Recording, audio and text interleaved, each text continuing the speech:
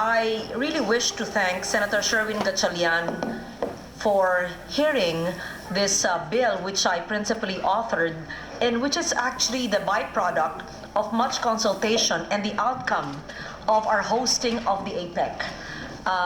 And this is an original measure that I hope will bring back our economy to what it was decades ago. So I thank Sherwin for his stewardship and timely sponsorship of Senate Bill 1355 as endorsed by Committee Report number 42.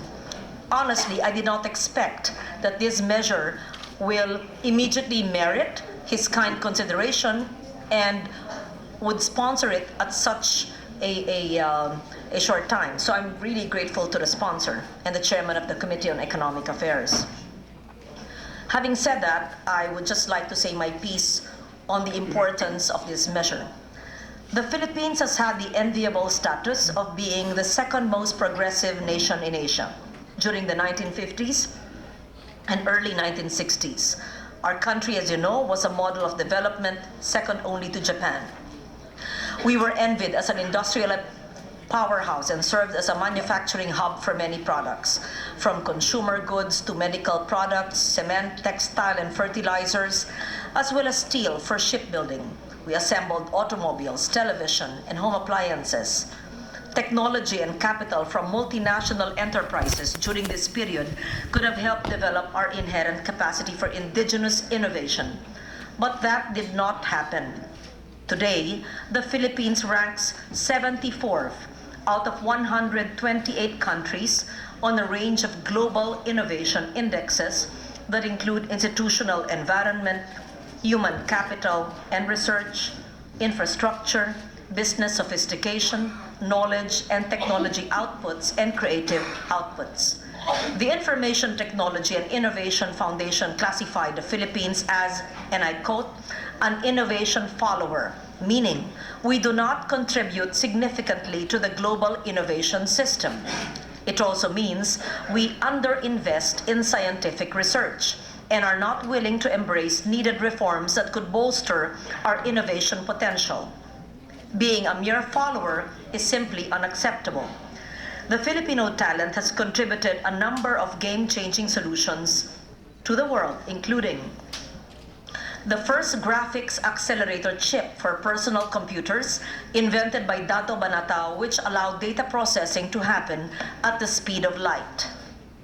The medical incubator invented in 1941 by Dr. Fidel Mundo, which continues to save millions of infant lives every day.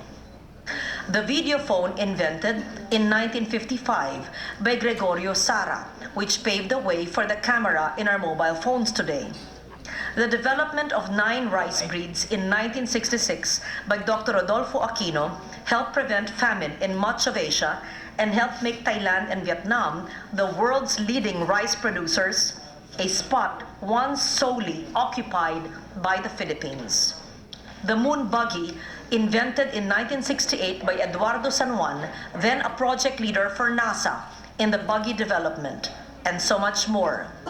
These outstanding achievements, long delivered before other economies achieved their economic status today, show that if we put in place a firm and explicit commitment to innovation, we can turn things around. More recently, a 15-year-old Filipino-Canadian student, Anne Macosinks, inspired by her friend's difficult plight as a student in a village without electricity in Mindanao, developed a flashlight that generates light from body heat. There are numerous inspiring stories from other countries. South Korea's transformation from a country in ruins after the war into one of the richest economies in the world today is rooted in its systemic approach to building a knowledge-based innovation economy. The Research and Innovation Council of Finland, headed by its Prime Minister, plays a crucial high-level role in coordinating education, research, science and technology, and innovation policies. More than 50 other countries have similar innovation councils. We have none. Taiwan has 19 state-created research institutes that contribute to designing and implementing industrial policy. The Research Institute holds more than 14,571 patents, and its personnel produce an average of 5 new patents every day. Canada, guided by its goal of becoming the most innovative country in the world by 2030, adopted the model of networked clusters. Specializations within localized industries are fostered through collaboration among universities, SMEs, and government. The Philippines, on the other hand, has 32 laws related to science, technology, and innovation. At least 15 agencies pursue their respective innovation programs with very weak coordination.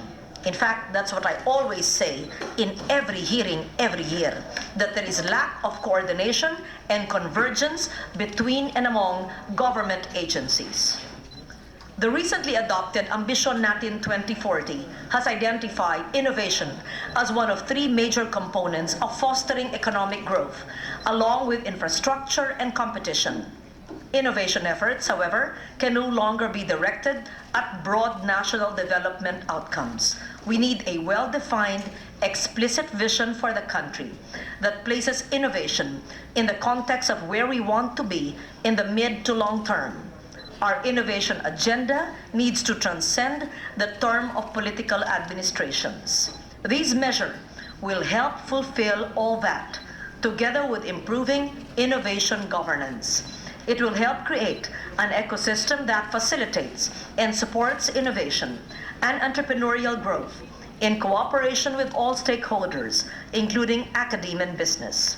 It will support inventors so that intellectual theft against the likes of Dr. Abelardo Aguilar, who discovered erythromycin in 1949, will not happen again.